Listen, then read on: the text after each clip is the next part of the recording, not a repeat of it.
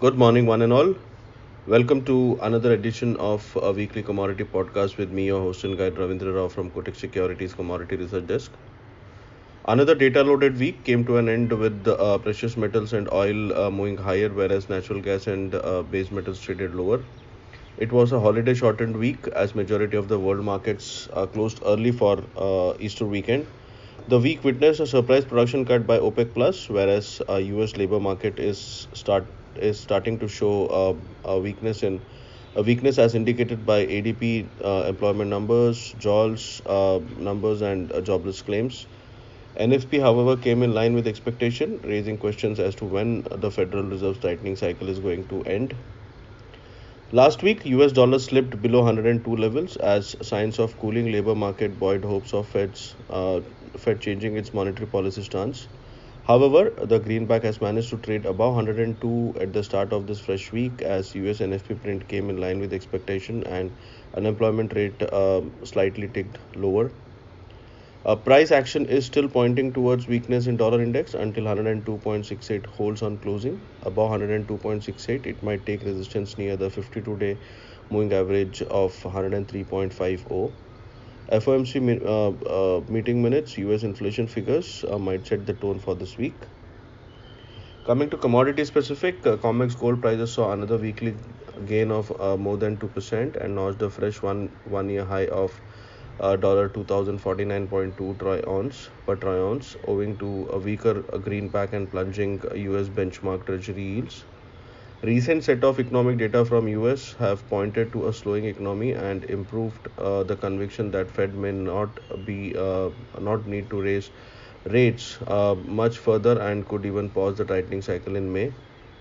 This was followed by a sharp fall in US 10-year yields to a 8-month low of 3.25%, while dollar index declined to a 10-week low, boosting the appeal for non-yielding yellow metal. Silver too gained around 3.60% and has finally penetrated a 2-year falling channel.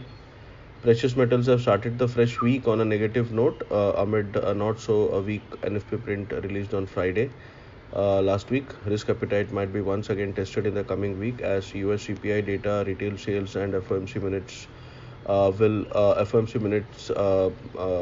will be released, which might provide further cues on Fed's monetary policy path. On the price action front, spot gold has closed above has given a weekly close above $1990, which was the break candle on weekly charts of inverse HNS. Now that is pointing towards a strength in spot gold, and we expect the prices might trade higher if we go purely by the price action. Support now is close to 1947 on the lower side, which is the neckline support, and on the upside, the possibility of it going higher to 2100 and 2120 has increased after last week's strong weekly close. Coming to silver, silver has penetrated a long-term falling channel. It was a consolidative channel which started in 2021, and finally it has penetrated that channel and has confirmed the break. Possibility of it going to 26.9 or $27 is high now, and on the lower side support now will be close to $24 immediately, and below that it might take support near 23.75. Dips might attract buying if we go purely by price action, but as I mentioned, CPI, US CPI data, and FOMC minutes will be crucial to take a cue on both gold and silver. Coming to oil prices, crude oil extended its spectacular rally to highest level since January and closed 6% higher last week thanks to surprise output cut announcement by OPEC Plus and more than expected draw in US oil stocks. However, WTI prices have steadied near $81 as it is trading near the 4-month trendline resistance followed by 200 DMA resistance near $84. So on the price action front, until WTI crude sustains above 81, 81 $82, it might trade with a sideways bias. However, if it sustains above $82, then the bulls might first target $84, which is the 200-day moving average resistance, and above that it might move further higher. But we expect hurdles near $82 and $84 in the near term.